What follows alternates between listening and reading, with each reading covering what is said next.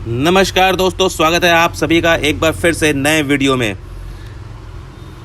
क्या एक और तख्ता पलट की ओर बढ़ रहा है पाकिस्तान? मैं ऐसा इसलिए कह रहा हूं क्योंकि पाकिस्तान में एक बार फिर से सैन्य तख्ता पलट की आहटें नज़र आने लगी हैं। जिस तरह से ऑपरेशन सिंदूर में पाकिस्तानी फ़ौज बेवजह कूदी और फिर मात खाकर दुनिया भर में अपनी फजीहत करवाई, उसके बाद पाकिस्तानी सेना के प्रमुख जनरल असीम मुनीर का प्रमोशन इसी बात की ओर इशारा करता है कि पाकिस्तान की ओर भारत के साथ ज़बरदस्ती शुरू किए गए संघर्ष में खुद के पिटाई के बाद पाकिस्तानी फ़ौज दिया जाना असीम मुनीर को इस बात की ओर इशारा करता है कि अपनी हार को छुपाने के लिए ये कदम उठाया गया। पाकिस्तानी प्रधानमंत्री शहबाज शरीफ की सरकार ने जिस तरह से जनरल मुनीर को फील्ड मार्शल के पद पर सम्मानित किया है, उससे ये पूरी तरह से स्पष्ट हो चुका है कि अपनी हार की खींच को छुपाई जाने के एक भरसक प्रयास भर है। अगर 2.5 दशक पहले मुड़कर देखें तो इन्हीं हालातों में एक दिन उनके भाई और पाकिस्तान के पूर्व प्रधानमंत्री नवाज शरीफ की सरकार का भी तख्ता पलट किया जा चुका है। विशेषज्ञों की माने तो जनरल असीम मुनीर को तरक्की देने की बाध्यता के पीछे पाकिस्तानी सेना की हार को छिपाने की एक कोशिश सी लगती है, क्योंकि भारतीय वायुसेना ने अपने ऑपरेशन सिंदूर में जिस तरह से पाकिस्तान के 11 एयरबेस ध्वस्त किए, उससे मुनीर की छवि को बहुत ही ज़्यादा बट्टा लगा।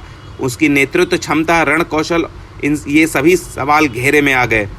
माना यह जा रहा है कि यह पदोन्नति मुनीर ने खुद ही अपनी स्थिति को मजबूत बनाए रखने के लिए की है। मकसद हार को छिपाना ही है। कुछ समय पहले पाकिस्तान के पूर्व मियां नवाज शरीफ भी यह बात कबूल कर चुके हैं कि 1999 में हुए कारगिल युद्ध तत्कालीन पाकिस्तानी जनरल परवेज मुशर्रफ द्वारा उनकी सरकार के तख्ता पलट का कारण बना था। कारगिल युद्ध की साजिश जनरल परवेज मुशर्रफ ने लगभग ठीक उसी तरह से रची है जिस तरह से पहलगाम आतंकी हमले का ताना बाना बुनने का संदेह जनरल असीम मुनीर पर जताया जा रहा है।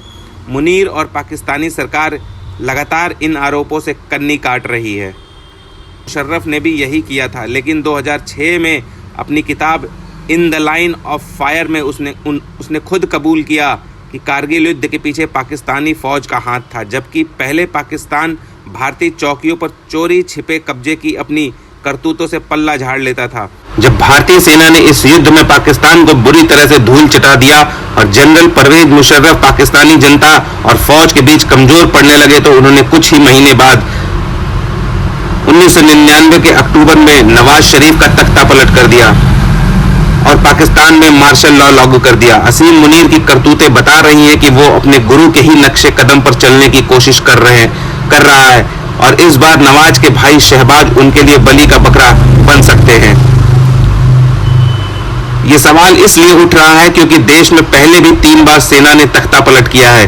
1958 में जनरल जियाउल हक ने, 1977 में और जनरल परवेज मुशर्रफ ने 1999 में हुकूमत पर कब्जा किया था। अब क्या जनरल मुनीर भी उसी रास्ते पर चल रहा है?